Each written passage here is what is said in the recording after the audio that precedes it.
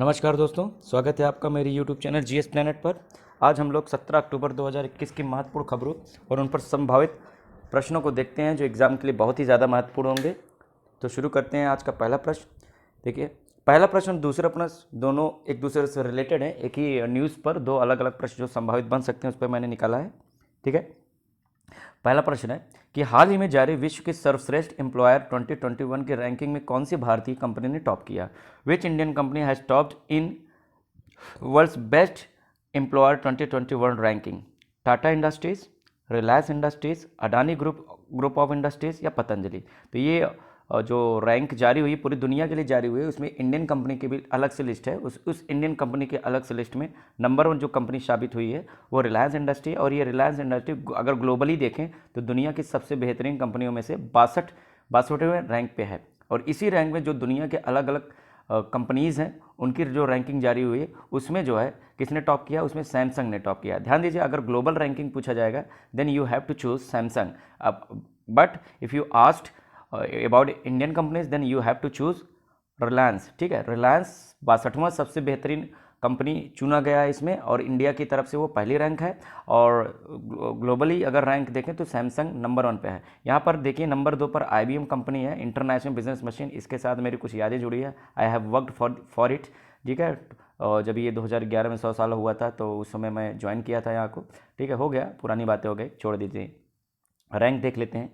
Reliance Industries tops India Inc in world's best employer ranking 2021। Best employer का मतलब होता है, सब एम्प्लॉयर का मतलब जो एम्प्लॉय को रखता है, यानी कंपनीज की बात हो रही है।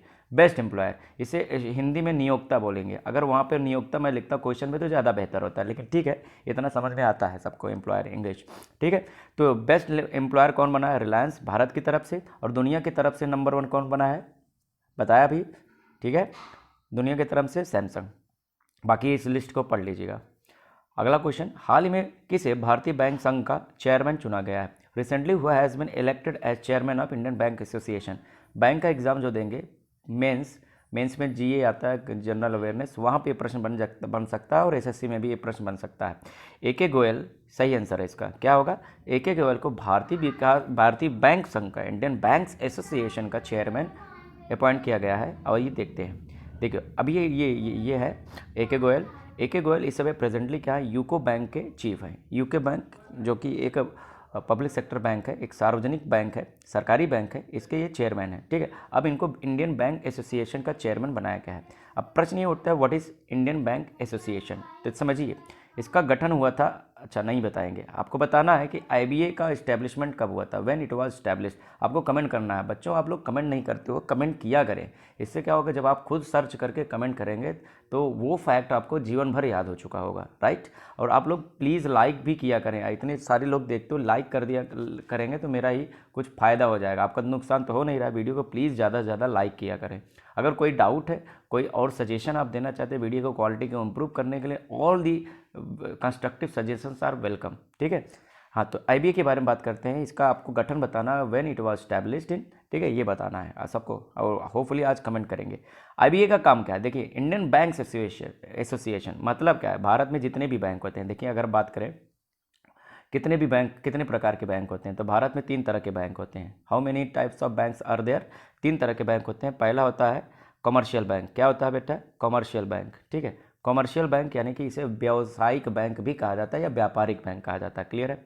एक हो गया व्यापारिक बैंक। दूसरा होता है कोऑपरेटिव बैंक। क्या होता है बच्चा? कोऑपरेटिव बैंक यानी सहकारी बैंक। आप लोग देखते होंगे जिला सहकारी बैंक, अर्बन कोऑपरेटिव बैंक, ये सारे कोऑपरेटिव बैंक होते हैं। और तीसरा होता है स्पेशलाइज्ड बैंक होता है। स्पेशलाइज्ड बैंक बोलते हैं जो किसी स्पेशल सेक्टर को प्रमोट करने के लिए बनाए होते हैं, जैसे जो है नेशनल आवासीय बैंक जिसे बोलते हैं NHB। ठीक है, हाउसिंग बैंक, नाबार्ड, सिडबी। तो ये सब स्पेशलाइज्ड बैंक है, क्योंकि इनको स्पेशल एरियाज़ दिए गए होते हैं, उन्हीं को डेवलप करने के लिए इनका काम होता है, राइट।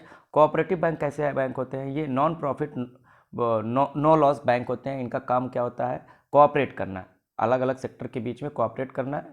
तो इसमें क्या होता है, स्टेट का शेयर होता है, सेंटर का शेयर होता है, और बाकी और कंपनीज़ के भी शेयर होते हैं, किसी बैंक का शेयर होता है। तो ये कोऑपरेटिव बैंक होते हैं। और मेन बैंक जो होते हैं जिनको हम लोग जानते हैं कमर्शियल बैंक मतलब व्यापारी बैंक, जो सीधे सीधे कोर बैंकिंग है वो इसको डील करते हैं। अब कमर्शियल बैंक के अंदर भी ढेर सारे बैंक आते हैं। ठीक है, कॉमर्शियल बैंक के अंदर भी कितने बैंक आते हैं? नंबर 1 आता है public sector bank. Public sector bank मतलब सरकारी बैंक। फिर दूसरा आता है प्राइवेट सेक्टर बैंक यानी निजी बैंक। फिर तीसरा आता है फॉरेन सेक्टर बैंक, फॉरेन यानी विदेशी बैंक जैसे कि city bank, HSBC, standard chartered, ये सारे बैंक। क्लियर है? तो ये 3 तरह के यहाँ पे बैंक हो गए। अच्छा, एक और होता है यहाँ पे RRB, रीजनल रूरल बैंक, क्षेत्रीय ग्रामीण बैंक। तो ये कभी कभी प्रश्न बन जाता है कि क्षेत्रीय ग्रामीण बैंक किस प्रकार का बैंक है? तो ये भी कॉमर्शियल बैंक है। क्लियर है? ये भी क्या है बच्चा? कॉमर्शियल बैंक है, RRB। क्लियर है? रीजनल रूरल बैंक, इसकी स्थापना आई थिंक 1975 में हुई थी। फॉरेन सेक्टर बैंक आपको पता है चला, विदेशी और प्राइवेट बैंक जैसे ICICI, HDFC, एक्सिस बैंक, ये इंडियन प्राइवेट बैंक होते हैं। समझ में आया ये? और पब्लिक सेक्टर बैंक आपको पता है भारत में इस समय सभी पब्लिक, कभी 20 पब्लिक सेक्टर बैंक हुआ करते थे, अब सभी को मर्ज करके 7 पब्लिक सेक्टर बैंक में मर्ज कर किया गया है। ये आपको पता होना चाहिए। फिलहाल इतना मैंने काफ़ी डिटेल कर दिया। अब जितने भी बैंक होते हैं समझ लीजिए, जितने भी कॉमर्शियल बैंक हैं, कोऑपरेटिव बैंक हैं, इन सब का एक एसोसिएशन बनता है। अब समझ में आया? Indian Bank association. भारत के अंदर जितने भी बैंक काम कर रहे हैं इनका अपना खुद का एक एसोसिएशन होता है। इनके आपस के जो इंटरनल इश्यूज होते हैं, ठीक है, उसको सामने रखने के लिए और उसको जो है प्रमोट करने के लिए कि कैसे सॉल्व होगा, इसी सब पर ये चर्चा करते हैं। बैंकिंग इंडस्ट्रीज़ की जो भी प्रॉब्लम्स होती हैं ये महसूस करते हैं और इसे RBI के सामने रखते हैं, रिजर्व बैंक ऑफ इंडिया। क्यों? क्योंकि reserve bank of India is what? ये रेगुलेटर है पूरे बैंक का, पूरे बैंकिंग सिस्टम को रेगुलेट करता है। तो इंडियन बैंक एसोसिएशन का काम यही है कि बैंकों के बीच में आपस में तालमेल बना रहे और RBI को समय समय पर अपनी जानकारियाँ उपलब्ध कराए। तो ये होता है। तो होता क्या है, जितने भी बैंक हैं वो रोटेशनल वाइज क्या करते हैं, आपस में चेयरमैन के पद को क्या करते हैं, ट्रांसफ़र करते रहते हैं। कभी किसी बैंक का अध्यक्ष जो है चेयरमैन बन जाएगा, कभी किसी बैंक का अध्यक्ष बन जाएगा। तो इस तरह से इसका काम होता है। होपफुली समझ में आया। ये बैंकों का एसोसिएशन है, राइट? और कब इस्टेब्लिश हुआ था? You have to tell us. ठीक है, हमको बताना है आपको। देखो इस समय क्या है, ये यूके बैंक के MD हैं, मैनेजिंग डायरेक्टर हैं, और इनको अब IBA का चेयरमैन बनाया गया है। होपफुली समझ में आया होगा। क्लियर है? और कोई डाउट नहीं होगा। चौथा क्वेश्चन आज का कि हाल ही में किस केंद्रीय मंत्री ने माई पार्किंग एप्लीकेशन लॉन्च किया है? Recently which union ministry has launched my parking app? एक मोबाइल ऐप है। आपको पता है जितने भी सरकारें एप्लीकेशन लॉन्च करते हैं वो सारे के सारे प्रश्न बनते हैं। ठीक है, तो इसको लॉन्च किया किसने? केंद्रीय क्या है? अनुराग ठाकुर, स्पोर्ट्स मिनिस्टर हैं। क्या है ये? खेल मंत्री हैं। खेल मंत्री जो कि इसके पहले कौन हुआ करते थे? याद करो, ओलंपिक के दौरान कौन हुआ करते थे? किरण रिजिजू जी हुआ करते थे। अब खेल मंत्री कौन है? स्पोर्ट्स मिनिस्टर कौन है? और 2 मंत्री होते हैं, युवा मामले एवं खेल मंत्री। ठीक है, तो अनुराग ठाकुर जी ने एक एप्लीकेशन लॉन्च किया दिल्ली में, माई पार्किंग ऐप। आइए देखते हैं न्यूज़ को और थोड़ा सा डिटेल में। Anurag Thakur launches my parking apps for people to book parking slots online in Delhi. देखो दिल्ली में ये अभी पायलट प्रोजेक्ट पर लॉन्च किया गया है। इसका काम क्या होगा? देखिए आपके पास, देखिए बड़ी शहरों में क्या होता है कि पार्किंग की बहुत सारी समस्याएं होती है। There are many issues related to parking in big cities, जैसे दिल्ली हो गया, लखनऊ हो गया, ठीक है, मुंबई हो गया, कोलकाता हो गया, और भी जितने भी अदर मेट्रोपॉलिटन सिटीज़ होते हैं वहाँ पर पार्किंग की समस्या होती है। तो ये एप्लीकेशन क्या करेगा? आपको जिस एरिया में जाना है, ठीक है, आपके पास ऐप होगा, उस एरिया में जहाँ जहाँ पार्किंग उपलब्ध है, स्लॉट खाली है, कहाँ पे किस रेंज में लगा हुआ है, क्या उसकी रो है, उसका कॉलम क्या है, कौन से फ्लोर पे है, ये सारा इन्फॉर्मेशन आपको होगा। तो आप वहीं से पर ही अपनी स्लॉट को फिक्स कर लीजिए, बुक कर लीजिए, और वो स्लॉट क्या होगा, उसकी जो भी चार्जेस होंगे ऑनलाइन पे कर दीजिए, और आपका स्लॉट उस समय तक के लिए, एक टाइम विंडो के लिए फिक्स रहेगा। तो ये बहुत ही अच्छा, बहुत ही बेहतरीन ये स्कीम है, बहुत ही अच्छा ये उपाय है। इससे क्या होगा, ट्रैफिक और पार्किंग की समस्याओं से थोड़ा सा निजात मिलेगा। होपफुली समझ में आया होगा। ठीक है, हिंदी में भी है, आप पढ़ लीजिएगा। 5वां क्वेश्चन आज का कि हाल ही में किस स्थान पर देश का पहला विश्वकर्मा वाटिका बनाने का निर्णय लिया गया है? ठीक है, recently eight which place first Vishwakarma Vatika shall be set up? कहाँ पे ये बनाया जाएगा? तो बच्चा ये ऑप्शन देख लीजिए, ये सारे छोटे शहरों के हैं, और ये आंसर सही होगा क्या? रामपुर, उत्तर प्रदेश। न्यूज़ देखते हैं। देखिए एक भारत सरकार की एक स्कीम चलती है, हुनर हाट। क्या चलती है बच्चा? हुनर हाट। हुनर हाट का मतलब ये होता है जितने भी वीकर सेक्शन हैं, जितने भी दुर्बल वर्ग के लोग हैं, उनके अंदर कोई अगर हाट है, स्पेशली ये अल्पसंख्यक मंत्रालय के द्वारा ये स्कीम चलाई गई है। माइनॉरिटी अफेयर मिनिस्टर जो हैं इस समय कौन है? मुख्तार अब्बास नकवी जी। तो उनके नेतृत्व में ये स्कीम चलती है। तो काम क्या है कि जो भी अल्पसंख्यक समुदाय हैं या अदर जो वीकर सेक्शन है, उनके पास अगर कोई किसी भी तरह का हुनर है तो उनको एक मंच मिलेगा। हाट का मंत्र क्या है कि एक तरह का मंच मिलेगा, वहाँ पे जाके आप अपनी जो भी आपके पास स्किल है उसको जो है एग्जिबिट करें, उसको प्रदर्शित करें। ठीक है, इससे क्या होगा, आपको एक मंच मिलेगा और आपको इसका इकोनॉमिक बेनिफिट मिलेगा, आपको मॉनेटरी लाभ मिलेगा, मौद्रिक लाभ मिलेगा, आपको पैसा मिलेगा। कहने का तात्पर्य है जैसे आप जो है कोई बर्तन अच्छा बना लेते हो या बर्तन में कलाकारी अच्छा कर लेते हो, कुछ भी ऐसी भी जितनी भी क्राफ्ट्समैनशिप होती हैं, जितने भी पेंटिंग हो गए, ड्राइंग हो गया, ये सारा इसमें क्राफ्ट देख लीजिए यहाँ पे आ रहा है। तो किस लिए, देखिए विश्वकर्मा वाटिका to be setup at Hunar Haat. तो हुनर हाट जो प्रतियोगिता मतलब ये चल रहा है स्कीम, इसके अंदर एक और सेक्शन ऐड किया गया है, विश्वकर्मा वाटिका। क्या, विश्वकर्मा वाटिका, ये हुनर हाट के अंदर एक सेक्शन ऐड किया गया। क्लियर, किस लिए, to promote preserve precious traditional skills of artisan and craftsman. जो हमारे शिल्पकार हैं और क्राफ्ट्समैन हैं, उनके जो ट्रेडिशनल स्किल है यानी पारंपरिक जो उनकी कुशलता है उसको प्रमोट करने के लिए ये भगवान विश्वकर्मा की ये मूर्ति है। आपको पता ही है विश्वकर्मा भारत में कंस्ट्रक्शन से रिलेटेड एक देवता है, एक लॉर्ड है, तो इसी से रिलेटेड है। तो ये कहाँ पे ओपन हुआ है पहली बार, ध्यान दीजिए, ये रामपुर में पहला विश्वकर्मा वाटिका बनाया जाएगा। ऐसे बहुत सारे और भी विश्वकर्मा वाटिका बनाए जाएंगे और शहरों में। क्लियर है, समझ में आ गया? ठीक है, आगे देखते हैं। छठा क्वेश्चन, ये मेरे ख्याल से बहुत इंपॉर्टेंट क्वेश्चन है, बहुत ज़्यादा इंपॉर्टेंट है। देश का पहला रोपवे सर्विस किस शहर पर बनाया जाएगा? In which city countries first ropeway service will be built? कौन से शहर में? लखनऊ, कानपुर, वाराणसी या प्रयागराज? चारों उत्तर प्रदेश के शहर हैं और ये सही आंसर क्या है? वाराणसी, जहाँ से प्राइम मिनिस्टर मोदी जी सांसद हैं। तो वहाँ के शहर को इस तरह का एक देश का पहला सौगात मिला है। देख लेते हैं न्यूज़ क्या है। देखिए रोप भी आपको समझते हैं, ये देखिए वाराणसी अगर आप गए हुए हैं तो बड़ा ही कंजेस्टेड सिटी है। सिटी मतलब बहुत ही कंजेस्टेड, बहुत ही ज़्यादा संकरा है, बहुत ज़्यादा नैरो। इसका जो पॉपुलेशन डेंसिटी है बहुत ज़्यादा है, जनसंख्या घनत्व बहुत ज़्यादा है। इस वजह से क्या होगा, पब्लिक ट्रांसपोर्ट की बड़ी समस्या होती है वहाँ पर। ठीक, तो वाराणसी में क्या किया जा रहा है, देश का पहला रोपवे पब्लिक ट्रांसपोर्ट बनाने की तैयारी हो रही है। आप रोपवे से क्या होगा, आप बैठेंगे एक जगह, दूसरी जगह पे आप पहुँच जाया करेंगे। तो इससे क्या होगा, ट्रैफिक को काफ़ी सहायता मिलेगी। जैसे कि ऑटो वगैरह होते हैं तो उनका एक तरह का रिप्लेसमेंट है। हालांकि अब कहोगे सर ऑटो वाले कैसे पैसे कमाएंगे, अरे इसका चार्ज होगा महंगा ना, अमीर आदमी जा पाएगा। ठीक है, तो वाराणसी में देश का पहला रोपवे पब्लिक ट्रांसपोर्ट बनाने की तैयारी हो रही है।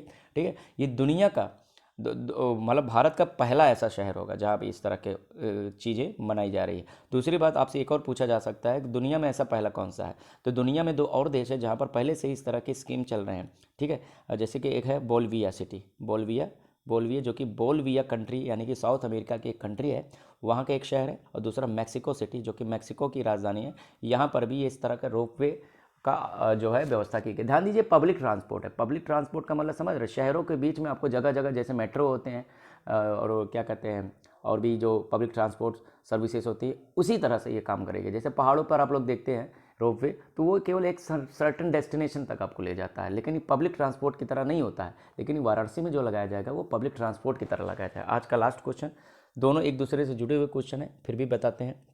हाल ही में कौन प्रधानमंत्री कार्यालय में संयुक्त सचिव पद पर नियुक्त हुई हैं? Who has been appointed as joint secretary of PMO, prime minister office. इसका काम क्या है, प्रधानमंत्री का जो कार्यालय होता है उसके अंदर ये संयुक्त सचिव है, यानी कि वो प्रधानमंत्री को सहायता देंगे, एडमिनिस्ट्रेटिव एंड एडवाइस देगी। तो कौन है ये? मीरा मोहंती जी ज्वाइंट सेक्रेटरी अपॉइंट हुई हैं पीएमओ में। एक और अपॉइंटमेंट हुआ है हाल ही में किसे, प्रधानमंत्री फसल बीमा योजना जो कि भारत सरकार के द्वारा चलाई गई केंद्रीय योजना है का चीफ एग्जीक्यूटिव ऑफिसर बनाया गया। चीफ एग्जीक्यूटिव ऑफिसर मतलब इस योजना के क्रियान्वयन की मुख्य जिम्मेदारी इसी ऑफिसर की होगी। तो ये कौन है? रितेश चौहान जी हैं। आइए देख लेते हैं। ठीक है, ये देखिए श्री रितेश चौहान एक आईएएस हैं, इनको बनाया गया प्रधानमंत्री फसल बीमा योजना का सीईओ। और मीरा मोहंती क्या बनी है? पीएमओ में संयुक्त सचिव बने हैं। आइए थोड़ा सा प्रधानमंत्री फसल बीमा योजना के बारे में जान लेते हैं। ध्यान दीजिए, इस योजना को कब लॉन्च किया गया, तो ये इंपॉर्टेंट है। तो 2016, ईयर याद रखिएगा, डेट मत याद रखिएगा। 2016 को ये स्कीम लॉन्च की गई थी, केंद्र सरकार की योजना है। इसमें देखिए टैग लाइन लिखा हुआ है, उसी से आप समझ जाइए, न्यूनतम प्रीमियम किसान कल्याण के लिए अधिकतम बीमा। देखिए एक तरह का बीमा है, इंश्योरेंस स्कीम है फसलों का, किसानों का नहीं, फसलों का। देखिए एक फील्ड होता है, फील्ड में किसान क्या करते हैं, फसल उगाते हैं। ठीक है, कभी खरीफ उगाते हैं, कभी रबी उगाते हैं, कभी जायद उगाते हैं, कभी कमर्शियल उगाते हैं, अलग अलग तरह की फसलें उगाते हैं।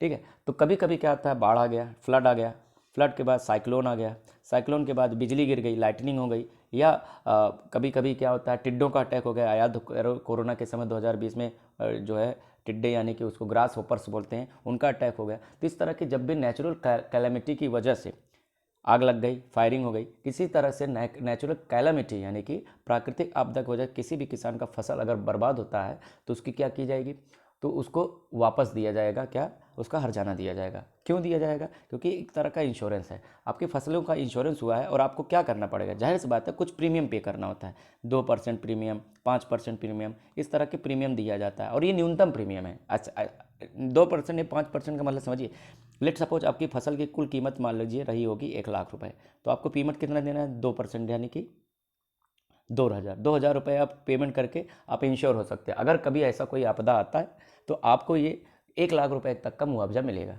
ठीक है। तो ये चीज़ें हैं। तो कभी कभी प्रश्न बन सकता है कौन सी फसल के लिए कितना प्रीमियम दिया जा रहा है। देखिए, खरीफ फसल के लिए 2%। खरीफ फसल आपको पता है ऐसी फसलें जो जुलाई अगस्त में उगाई जाती है या जुलाई के माह के दौरान उगाई जाती हैं और नवंबर तक काट ली जाती है, जैसे धान है, प्रमुख फसल है, ठीक। और ऐसे जितने भी इस तरह की फसलें हैं खरीफ, उनको 2% प्रीमियम किसानों को जमा करना है। जबकि रबी फसल जो कि सर्दियों में उगाई जाती हैं वो उनको केवल 1.5% प्रीमियम उगाई मतलब देना है। अब कहोगे यहाँ पे प्रीमियम 2% खरीफ का ज़्यादा क्यों? क्योंकि खरीफ का जो फसल है वो मानसून सीजन में बोया जाता है, जहाँ पर बाढ़ की समस्या या अन्य समस्या, सूखा की समस्या ज़्यादा रहती है। लेकिन जो रबी की फसल है उतना ज़्यादा उस समय कोई क्लाइमेटिक फिनोमिना नहीं होता जिससे कि समस्याएं हैं, इसलिए यहाँ के प्रीमियम कम रखा गया है, ठीक है। तो 1.5%, 2%, और जो भी कॉमर्शियल खेती है उसके लिए जैसे गन्ना हो गया, कॉटन हो गया, आदि जो फसलें होती हैं व्यापारिक फसलें, उनके लिए 5% भुगतान करना होगा। बाकी और टर्म्स एंड कंडीशन है, आप चाहे तो पढ़ लीजिएगा, बस इतना इंपॉर्टेंट है। फसल बीमा कब लॉन्च हुई थी, 21 प्रकार की बीमा है, योजना है, आपको पता है केंद्र सरकार की योजना है, उसमें प्रीमियम दर कितनी रखी गई है, बस इतना ही। तो मित्रों आज के लिए इतना ही। होपफुली आपको लेक्चर समझ में आ रहा होगा, बेहतर लग रहा होगा। लाइक ज़रूर करें, शेयर करें, प्रमोट करें जो है, और कोई सजेशन हो तो ज़रूर आप मेरे टेलीग्राम नंबर पे सजेस्ट कर सकते हैं, ठीक है। तो हमेशा के लिए धन्यवाद, पढ़ते रहिए, एंजॉय करिए, धन्यवाद।